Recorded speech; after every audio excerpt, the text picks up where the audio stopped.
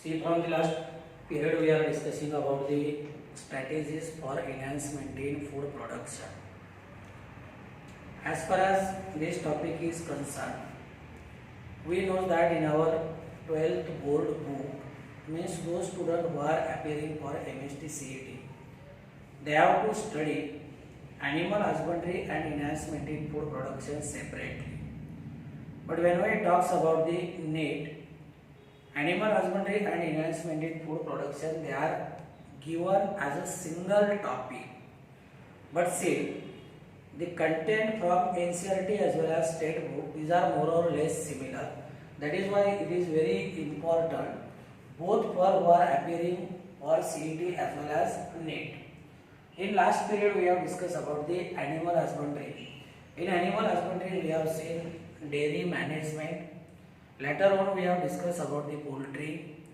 Then animal breeding techniques, that may be inbreeding and outbreeding. In outbreeding, we have seen three sub methods, that is outcrossing, crossbreeding and interspecific hybridization. Then we have discussed about the artificial insemination, multiple ovulation embryo transfer technique. Later on, we have seen details regarding the fishery, different types of fishery like inland fishery, marine fishery as well as estuarine fishery. Then we have seen preservation methods of fishes and the byproducts which are produced by fishes. Then we have discussed about the sericulture.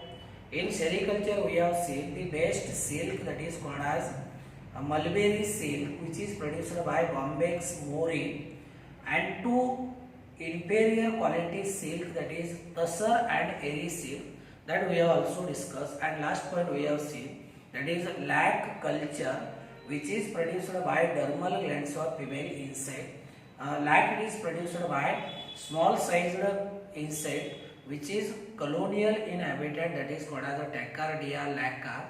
Then we have seen where lac it is used and our contribution in total lac production in world, that we have seen in details. Now we have to see next point, that is enhancement in food production, that is related with plant breeding technique which develops new varieties of plant which are superior or better than existing crop varieties, which are disease resistant, which gives maximum yield, as well as they are also having high content of protein as well as other substances. The same, as far as human beings are concerned, we always say that human being or man is absolutely dependent on plants for his food material. We are absolutely or totally dependent on plants for our food material. Things that we use, either they are plant material or they are derived from plants. For example, say food grains, pulses and vegetables, these are plant material. And the derivatives or derived food material by using plant as a source, these are meat, eggs, dairy product, etc. जैसा आता अपन पहले कि directly or indirectly we are dependent on plant.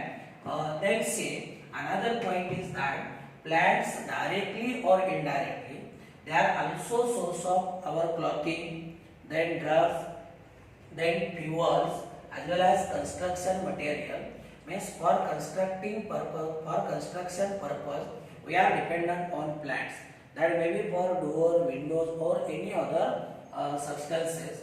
Then plants, they also provide fuel. Plants, they are important source of fuel or energy, particularly in rural area. Then as we are dependent on plant for food material, for clothing, then drugs, fuel as well as construction material, here we can say that plants, they are having prime importance in our life. And considering this importance, say we are engaged with developing new plant varieties, or in other words we can say that as plant, they provide basic necessities of our life. As we are dependent on plant, we are going to develop new varieties of crop plant better varieties of crop plant, superior varieties of crop plant, so that we will fulfill our demands from plant. Now first point, that is plant breeding. What is plant breeding? In animal breeding we have seen superior quality animals, they are allowed for mating, and same the best variety or best breed of animal it is developed. In a similar way, it is also art and science of changing and improving heredity of plant in order to create desired type. याच्यामध्ये आपण plant breeding मध्ये काय करतो, त्याची जी heredity आहे ती change करतो, त्याची जी हेरिडिटी आहे ती इम्प्रूव्ह करतो, and thus we obtain new variety of plant which is having desired character, This is, or plant breeding is purposeful manipulation of plant. Purposeful manipulation म्हणजे आपण जाणून बुजून याचा वापर करतोय, आपण जाणून बुजून काय करतोय, नवीन डिझायर्ड व्हरायटीज डेव्हलप करतोय. The purposeful manipulation of plant or developing desired plants that are better for cultivation, gives better yield and are disease resistant. म्हणजे प्लांट ब्रीडिंग मध्ये आपण काय करतोय, we develop desired plant varieties that are better for cultivation. They grows very well. They grows luxuriantly in a particular climatic zone or in a particular environmental condition. Not only this, but they also gives maximum yield. They gives better yield, and these are resistant to different types of diseases. Then other objectives of crop plant. See, याच्या व्यतिरिक्त आता जसं आपण पहिलं plant breeding हे technique वापरून आपण प्लांटच्या डिझायर्ड व्हरायटीज, डिझायरेबल कॅरेक्टर असणाऱ्या व्हरायटीज डेव्हलप करतो. एवढंच नाही तर ते जे क्रॉप व्हरायटी आपण डेव्हलप करतो that is suited or better for cultivation. त्या पर्टिक्युलर क्लायमॅटिक झोनमध्ये, पर्टिक्युलर एन्व्हायरमेंटल कंडिशनमध्ये ही प्लांट व्हरायटी काय होते, it grows very well, that gives better or maximum yield and these are disease resistant. आता याच्या व्यतिरिक्त there are some other objectives. These other objectives, they are improvement in quality. ही जी crop variety आहे त्या crop व्हरायटीची quality improve करणे. then tolerance limit to environmental stresses means these crop varieties, they are developed in a such way that they will overcome the adverse environmental conditions or stresses. For example, these varieties, they will grow very well in saline soil, then in drought condition, as well as in extreme temperature also. It also develops other agronomic characters. Plant breeding मध्ये आपण आणखी काही agronomic character crop variety मध्ये develop करतो. For example, darkness, because if plants they are having more height, then they cannot withstand with blowing wind or any other condition. म्हणजे जोराचं वारं वगैरे असेल तर अशा वेळेस काय होतात, पिकं भुई सपाट होतात, पिकाचं नुकसान होऊ नये म्हणून आपण काय करतो, डार्क व्हरायटीज डेव्हलप करतो. देन इंटेन्सिव्ह ब्रँचिंग, म्हणजे त्या क्रॉप व्हरायटीमध्ये जेवढी ब्रँचिंग जास्त प्रमाणात असेल तेवढी त्याची काय असेल, it will give maximum yield. Then reduction in dormancy period, त्याचा जो डॉर्मन्सी पिरियड आहे किंवा स्लीपिंग पिरियड आहे तो काय असला पाहिजे, कमी असला पाहिजे. हे सगळे घटक आपण काय करतोय, नवीन व्हरायटी डेव्हलप करताना विचार करतोय. Then same as far as the conventional plant breeding techniques are concerned, conventional plant breeding techniques, they are practiced in our country since from the dawn of human civilization. अगदी human civilisation पासून आपण conventional plant breeding technique काय करतोय, वापरतोय. आणि याचा जर आपण रेकॉर्डेड एव्हिडन्स पाहिला तर recorded evidence it dates back to 10,000 years. म्हणजे मागच्या 10,000 वर्षापासून आपण काय करतोय, एक conventional plant breeding technique carry out करतोय. जसं आपण ॲनिमल हजबंडरी मध्ये पाहिलं की conventional animal breeding technique it do not gives maximum yield. In the similar way also, here conventional plant breeding technique, they are also not able to give maximum yield, and that is why new techniques of hybridization, that is classical plant breeding techniques, these are used in present days. And in classical plant breeding technique, there are 5 main steps. See, First step, that is called as collection of variability. As far as this point is concerned, here first we have to discuss about variations. What are variation? Variation means these are the differences between individual or same species or population or a particular character. Variation म्हणजे एका particular स्पेसिसचं population म्हणा, एका particular स्पेसिसचे individuals म्हणा किंवा एखादा entire population म्हणा, त्याच्यामध्ये जे डिफरन्सेस आहेत त्याला आपण व्हेरिएशन्स म्हणतो. आता हेच व्हेरिएशन म्हणजे यांना आपण जेनेटिक व्हेरिएशन्स म्हणतो. आणि genetic variation they are heritable. They are heritable means they can be passed to the next generation. They can be passed to the next generation. And these genetic variation, they are available in many crops or their wild relatives as a pre-existing character. आता हे जे genetic variations आहेत हे वेगवेगळ्या म्हणजे cultivated crop varieties मध्ये म्हणा किंवा त्यांचे जे वाइल्ड रिलेटिव्स आहेत. आता हे वाइल्ड रिलेटिव्स कुठे सापडतात? These are found from that country where farming is still in primitive stage. जसं की पेरू असेल, चिली असेल, बोलिव्हिया असेल, ज्या ठिकाणी ऍग्रिकल्चर आजही प्रिमिटिव्ह स्टेज मध्ये आहे, तिथे आपल्याला त्यांचे वाइल्ड रिलेटिव्स सापडत आहेत. मग आता आपण काय करतो? एक्झिस्टिंग क्रॉप व्हरायटीज असतील, त्यांचे वाइल्ड रिलेटिव्स असतील, त्यांच्यामध्ये हे जे काही नॅचरल जीन्स आहेत, व्हेरिएशन असणारे, ते आपण काय करतो? कलेक्ट करतो, ते प्रिझर्व करतो आणि जेव्हा गरज पडेल तेव्हा आपण नवीन व्हरायटी डेव्हलप करण्यासाठी याचा वापर करतो. मग याच्यामध्ये आपण एंटायर प्लांट्स कलेक्ट करतो किंवा त्याच्या सीड्स कलेक्ट करतो. म्हणजे त्यांच्यामध्ये असणारे जे व्हेरिएशन्स आहेत त्याच्यासाठी कारणीभूत असणारे जीन्स आपण काय करतो? कलेक्ट करतो. आणि मग हे जे कलेक्शन आहे, collection of entire seeds of the plant having variation or having genes for variation, that is called as germplasm collection. It is called as germplasm collection. Then second step, evaluation and selection of parents. See, in this step, once germplasm is collected, then this germplasm it is evaluated. Means this is evaluated to find out the plants which are having superior characters or which are having better character. म्हणजे याच्यामध्ये collect केलेला जर्मप्लाझम आपण काय करतो? Evaluate करतो. त्याच्यामध्ये कुठले better characters आहेत, कुठले डिझायरेबल कॅरेक्टर्स आहेत हे आपण काय करतो? फाइंड आउट करतो. आणि नंतर मग हेच पॅरेंट्स जे की आपण बेटर कॅरेक्टर असणारे सिलेक्ट केले, they are used in hybridization technique और they are used in hybridization programme. तर this is second method, that is evaluation and selection of parents. Then now we have to discuss a third method, that is called as the cross hybridization among selected parents. Once parents are selected, just now we have selected parents which are having desirable character. Then say cross hybridization among these parents, it is brought about. याच्यामध्ये काय करतो? Crossing of two selected parents differing in one or more character.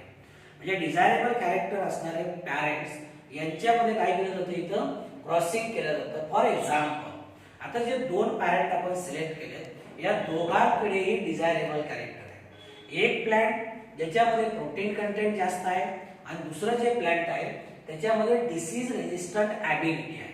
C, these are the two parents. One parent it is having high protein content and other parent it is having disease resistant capacity. Now in hybridization technique, these two parents they are crossed and new variety of crop plant it is developed which is having combination of these two parents. Means new variety which is developed, it is having high protein content as well as this one is having disease resistant ability. मग आता ही जी नवीन hybrid variety develop झाली, या hybrid व्हरायटीला आपण काय म्हणतो? This is called as a hybrid vigour. This is very important point. and this hybrid vigor it is superior over both parents. He G hybrid vigour आहे, ही जी नवीन व्हरायटी आहे, ही हायब्रिड व्हरायटी या दोन्ही पॅरेंटला काय आहे? It is superior. त्याला आपण हायब्रिड विगर म्हणतो. नंतर दुसरा एक मुद्दा आहे, ही जी हायब्रिडायझेशन प्रोसेस आहे, hybridization process it is a time consuming process. It is a TDCS process. Time consuming म्हणजे याला लागणारा वेळ जास्त आहे आणि दुसरी गोष्ट म्हणजे ही कंटाळवाणी प्रोसेस आहे.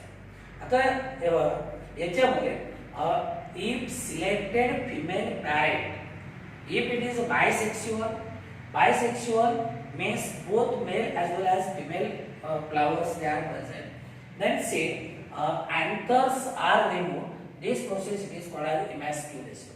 म्हणजे फ्लावर जर बायसेक्शुअल असेल, त्याच्यामध्ये अँड्रोसियम आणि गायनोसियम दोन्ही प्रेझेंट असते, तर पहिल्यांदा याचा काय करायचा, अँथर रिमूव्ह करायचा आणि अँथर रिमूव्ह करण्याला आपण इमॅस्क्युलेशन म्हणतो. आता एकदा का अँथर रिमूव्ह केला, हे जे इमॅस्क्युलेटेड फ्लावर आहे, it is covered by butter paper bag to avoid contamination from unwanted pollen grain. म्हणजे इमॅस्क्युलेटेड फ्लावरला आपण काय करतो, पेपर बॅगने कव्हर करतो. ही जी प्रोसेस आहे, या प्रोसेसला आपण काय म्हणतो, it is called as bagging.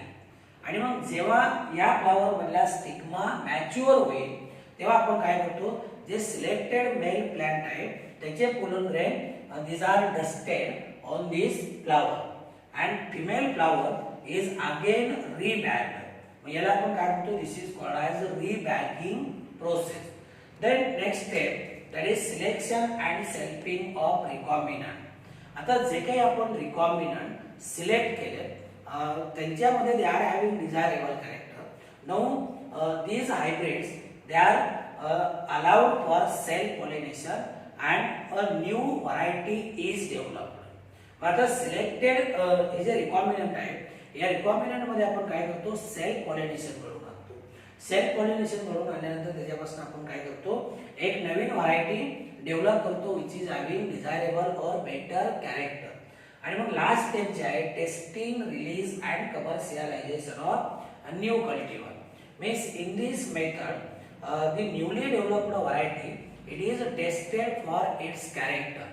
म्हणजे जसं की त्याच्यामध्ये डिसीज रेजिस्टंट कॅपॅसिटी आहे का नाही हे पाहिलं जातं, त्याची हाय लीक कॅपॅसिटी आहे का हे पाहिलं जातं, एन्व्हायरमेंटल स्ट्रेसेसला ती कितपत सुटेबल आहे हे पाहिलं जातं, ड्रॉट एरियामध्ये वाढते का हे पाहिलं जातं. म्हणजे डिझायरेबल कॅरेक्टर काय केले जातात, चेक केले जातात. And for testing initially this new variety is grown in research field. Either it is from universal agricultural universities or private seed factories. म्हणजे याला काय केलं जातं, सुरुवातीला याचे जे कॅरेक्टर आहे हे कॅरेक्टर चेक करण्यासाठी, इव्हॅल्युएट करण्यासाठी, ही व्हरायटी बेटर आहे का नाही हे पाहण्यासाठी सुरुवातीला काय केले जाते, ही व्हरायटी ॲग्रिकल्चरल युनिव्हर्सिटीज म्हणा किंवा प्रायव्हेट सीड फॅक्टरीज म्हणा, यांच्या फार्ममध्ये काय केले जाते, कल्टिवेट केली जाते. Then from this variety is subjected to different climatic zones of country. वेगवेगळ्या क्लायमॅटिक झोन मध्ये काय केली जाते, ही व्हरायटी कल्टिवेट केली जाते. नंतर याचा परफॉर्मन्स रेकॉर्ड केला जातो. And finally this variety is released under new name in market as a new variety of crop plant, that is called as testing, release and commercialization of new कल्टिव्हर.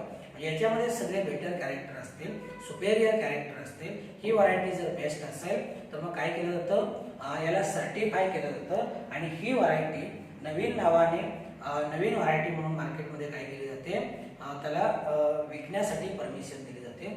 तर these are 5 steps which are found from classical plant breeding technique. Now we will discuss next point.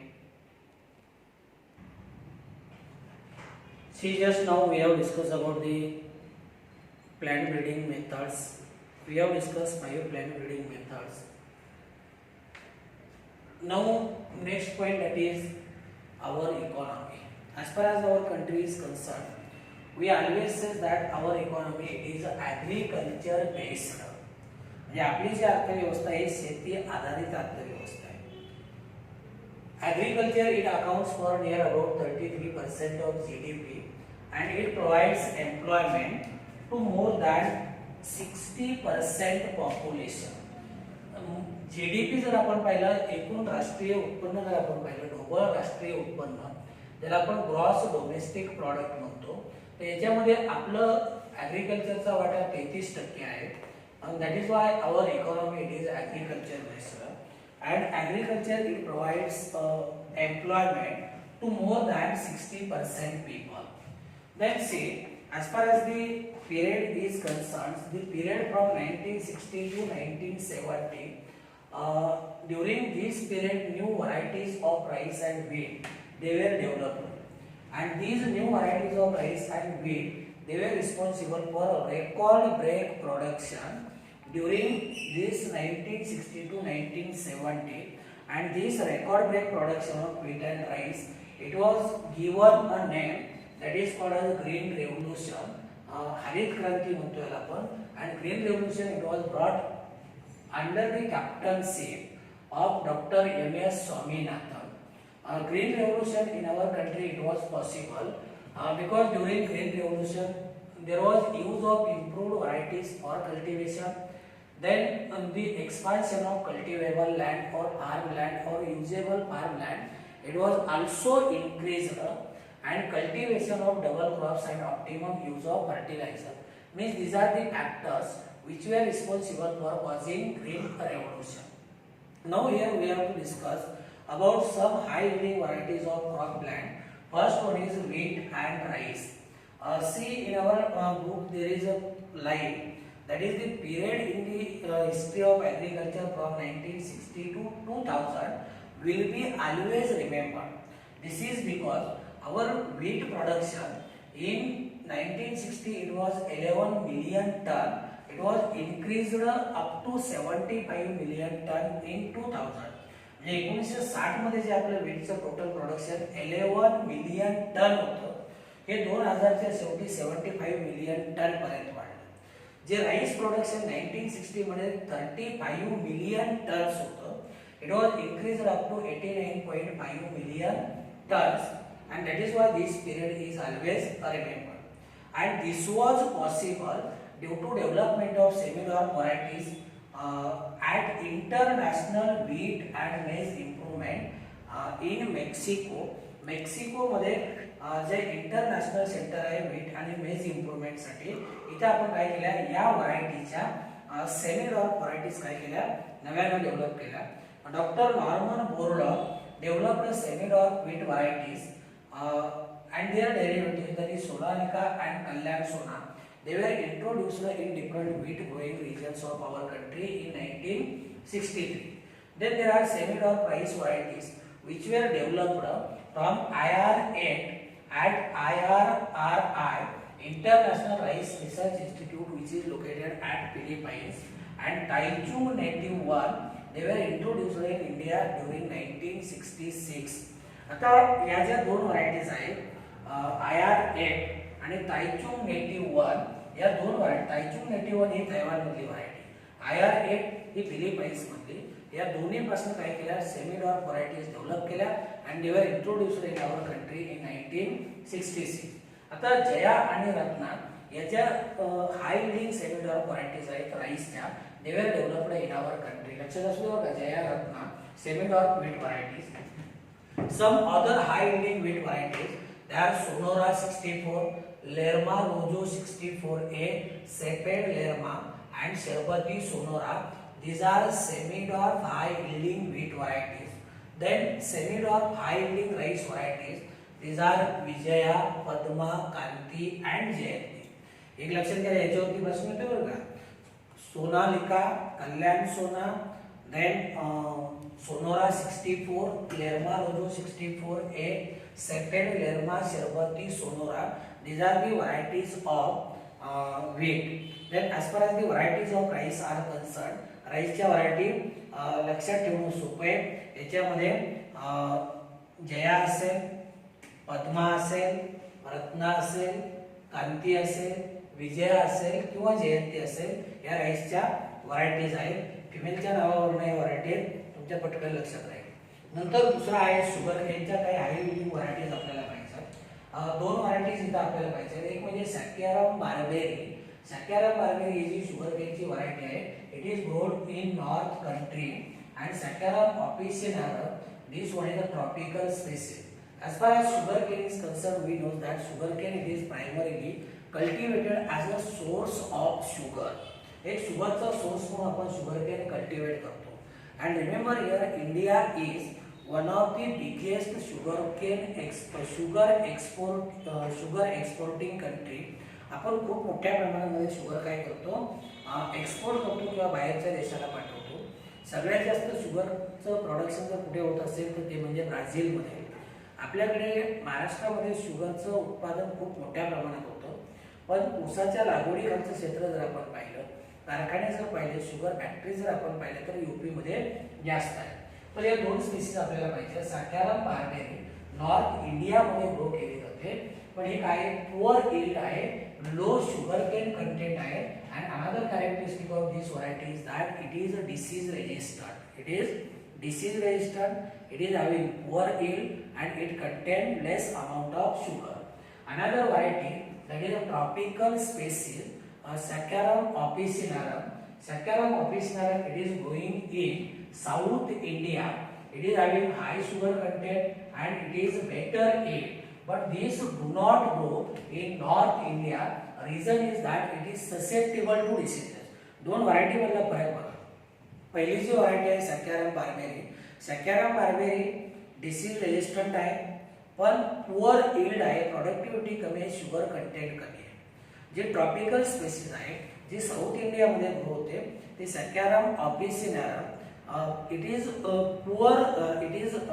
susceptible to different types of diseases, but it is having maximum yield and sugar content it is more.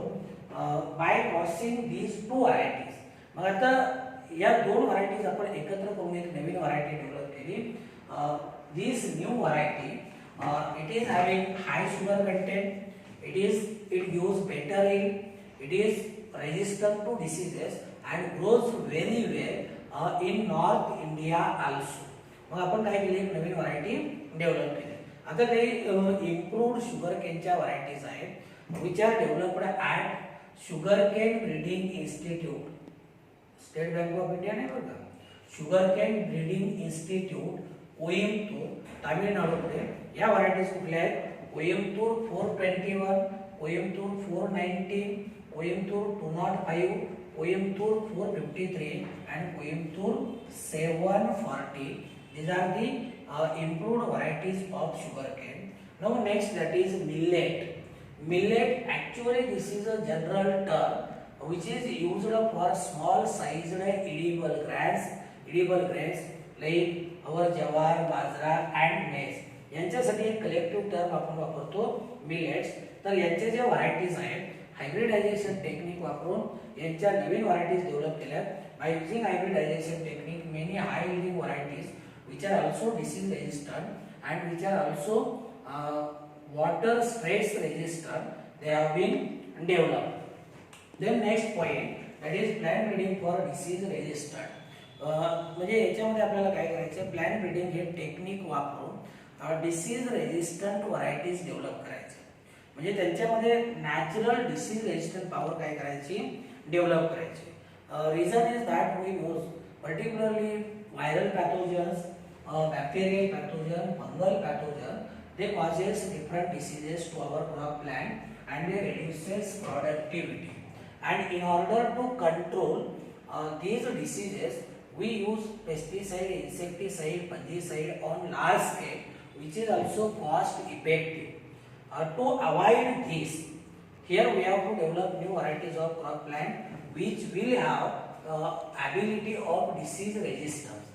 So to avoid this loss, cheap, effective and convenient method is to develop disease resistant variety. मग आता आपल्याला काय करायचे, कुठल्याही प्रकारचे chemical insecticide वापरायचे नाही, pesticide वापरायचे नाही, फंजीसाइड वापरायचे नाही. एक अल्टरनेटिव्ह मेथड आपण नवीन काय करतोय, यूज करतोय की जी मेथड चीप आहे, इफेक्टिव्ह आहे आणि कन्व्हिनियंट आहे, गॅरंटेड आहे. म्हणजे प्लांट ब्रीडिंग टेक्निक वापरून नवीन व्हरायटीज डेव्हलप करणे ज्यांच्यामध्ये नॅचरल डिसीज रेजिस्टंट आहे. तो से disease, it is observe that it is found that it is discovered by scientist that disease resistant it is a genetically controlled character. Genetically controlled character आहे and it is possible to transfer this character through breeding technique. मग आपण काय करतो, नवीन व्हरायटीमध्ये हे technique transfer करतो. काही अशा common varieties आहेत ज्या की फंजाय, बॅक्टेरियल, व्हायरसेस व डिसीजेस डेव्हलप करत आहेत. तर फंगल पॅथोजन पाहिलं तर they causes brown rust of wheat, याला आपण गव्हावरचा तांबेरा रोग म्हणतो. Then red rot of sugar cane, तुम्ही जर शुगर केन पाहिला तर या शुगर केनचं जे स्टेम आहे थ्रूआउट दी शुगर केन एक लाल दशी आपल्याला गेलेली दिसते, त्याला आपण red rot of sugar cane म्हणतो. Late blight of potato, these are the diseases which are caused by fungal pathogen. Now bacterial pathogen, black rot of cruciferous हा डिसीज डेव्हलप करत आहे आणि viruses they causes tobacco mosaic and turnip mosaic diseases. तर हे काही diseases आहेत जे fungal pathogen, bacterial pathogen आणि व्हायरल पॅथोजनमुळे काय होतात प्लांटमध्ये डेव्हलप होतात. Now by using plant breeding technique we have developed some varieties which are having natural disease resistance to viral, fungal as well as bacterial pathogen. These are first one is Himgiri of wheat. Wheat ची Himgiri ही variety आहे which is resistant to Hilburn, leaf and stripe rust. नंतर Pusa subra, Pusa snowball K1. These are the varieties of cauliflower which are resistant to disease curl, blight, black rot and black rot. And third one is Pusa sadabahar. This is the variety of chili which is resistant to leaf curl and chili mosaic viruses. म्हणजे या काही varieties आपण काय केल्या develop केल्या plant breeding हे technique वापरून की ज्यांच्यामध्ये डिसीज रेजिस्टंट पॉवर आहे, डिसीज रेजिस्टंट कॅपॅसिटी आहे. कुठल्याही प्रकारचं केमिकल, इन्सेक्टिसाइड, फंजिसाइड, पेस्टिसाइड आपल्याला वापरण्याची गरज नाही. तर या व्हीटची हिमगिरी व्हरायटी, कॉलीफ्लॉवरच्या दोन व्हरायटी पुसा शुभ्रा आणि पुसा स्नोबॉल K1 आणि पुसा सदाबहार ही जी मिरचीची व्हरायटी आहे हे लक्षात ठेवा. याचे एक्झाम्पल्स लक्षात ठेवा. Now we have to discuss next point, that is plant breeding for developing disease resistant to insect pest. Means here by using plant breeding technique we are going to develop new varieties of crop plant which are resistant to insect pest. In some crop plant, insect resistant it is found due to morphological, biochemical or physiological characters. For example, आपण जर हेरी leaves पाहिले plant मधले तर they are resistant to insect pest. For example, resistant to jassid, that is cotton. ही जी कॉटनची variety आहे त्याच्यावरती जे जासीड वगैरे असतो त्याला आपण भुल्या म्हणतो. तर हेरी लीव्स असणाऱ्या कॉटनच्या व्हरायटीवरती जासीड काय करत नाही, अटॅक करत नाही. दुसरं एक्झाम्पल आहे smooth leaved and nectarless cotton variety. It is not attacked by bollworms. म्हणजे जे व्हरायटीचे लीव्ह स्मूथ आहेत, नेक्टर त्याच्यामध्ये नाही, तर त्याच्यावरती बोंडआळी काय करत नाही, अटॅक करत नाही. Then there is another example that is a maize variety which is having high aspartic acid content, low nitrogen and sugar content. It is not attacked by maize stem borer. तर मेज stem borer काय करत नाही, मेजची जी variety याच्यामध्ये ॲस्पार्टिक ऍसिडचं content जास्त आहे, nitrogen आणि शुगरचं content कमी आहे, अशावरती काय करत नाही, अटॅक करत नाही. There are some improved varieties which are resistant to insect pest. These are for example in brassica. Brassica means mustard, red seed म्हणतो त्याला आपण. Pusa doro, this is the variety which is resistant to aphids. Then in okra, okra means bhindi, Pusa sauni and Pusa apor, these are resistant to shoot and fruit borer. Now next point, that is plant breeding for improved food quality. Means here by using plant breeding technique we are going to improve the quality or quality of food material or nutrient level or nutritional level of food. We know that at present in world more than 850 million people they are struggling to meet their nutritional requirement. Far greater number of people they suffer from protein, then vitamin as well as micronutrient deficiency. खूप अशी लोक आहेत ज्यांच्यामध्ये protein deficiency आहे, vitamin deficiency आहे, micronutrient deficiency आहे.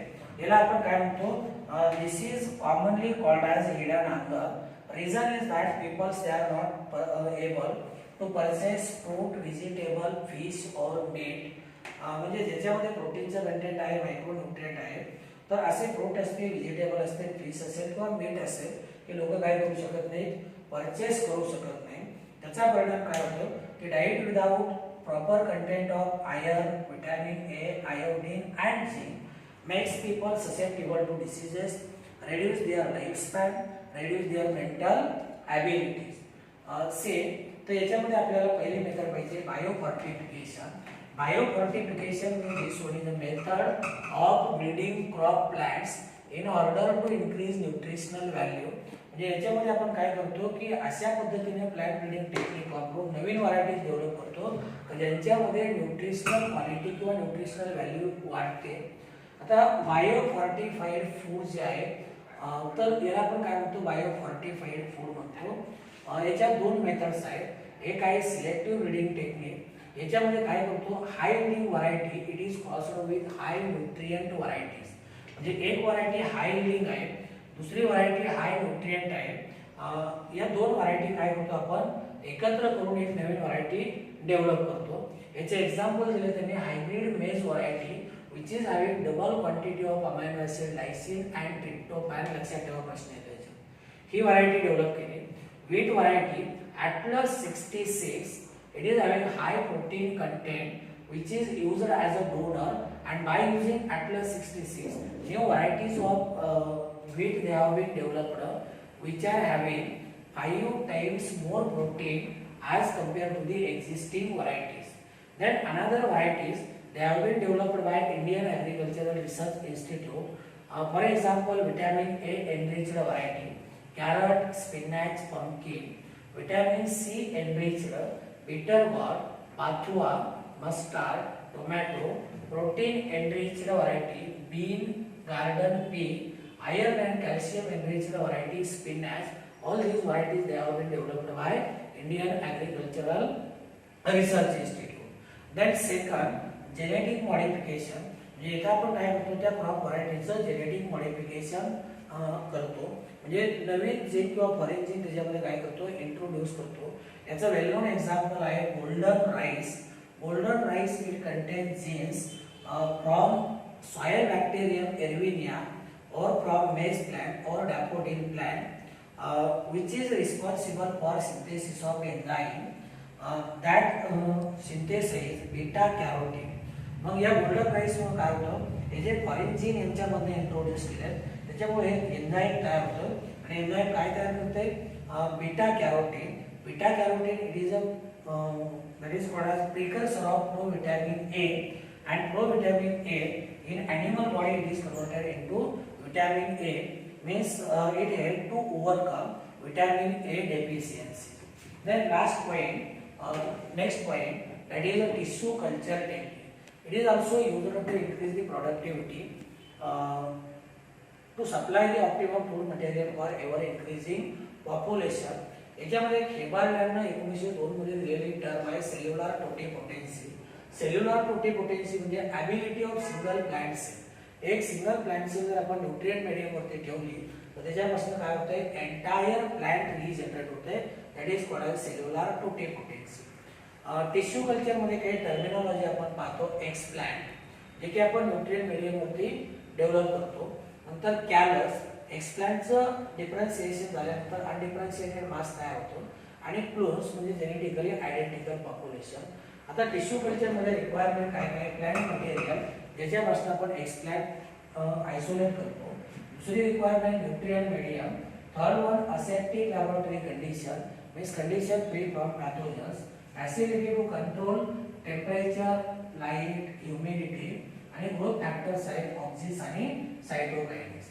याच्यामध्ये दोन गोष्टी मेन आपल्याला पाहिजे ते म्हणजे न्यूट्रिएंट मीडियम एकतर लिक्विड किंवा semi solid means according to need as per need. Then nutrient should have organic inorganic nutrients vitamin sucrose plant hormones etcetera. आता जर सॉलिड न्यूट्रिएंट मीडियम असेल तर सॉलिडिफाइंग एजंट म्हणून आपण आधार वापरतो. पॉलिसॅकॅराइड आहे रेड आयर्नपासून मिळवला जातो. हेबरलॅंडनं जे न्यूट्रिएंट मीडियम वापरलं त्याला नॉब सॉल्ट सोल्युशन म्हणतो. त्याच्यामध्ये सुक्रोज पण आहे. And nowadays use of MS medium Murashige आणि Skoog medium it is most common. Sterilization म्हणजे जे काही apparatus आपण वापरतो टिश्यू कल्चर टेक्निक मध्ये एक्सप्लांट वापरतोय जे न्यूट्रिएंट मीडियम वापरतोय हे स्टरीलाइज करायचं. याच्यासाठी काय वापरायचं 1% सोडियम हायपोक्लोराइड वापरा किंवा 70% इथिल अल्कोहोल वापरा किंवा 10% hydrogen peroxide 10% hydrogen peroxide. So these are used for sterilization of apparatus, medium used and explant.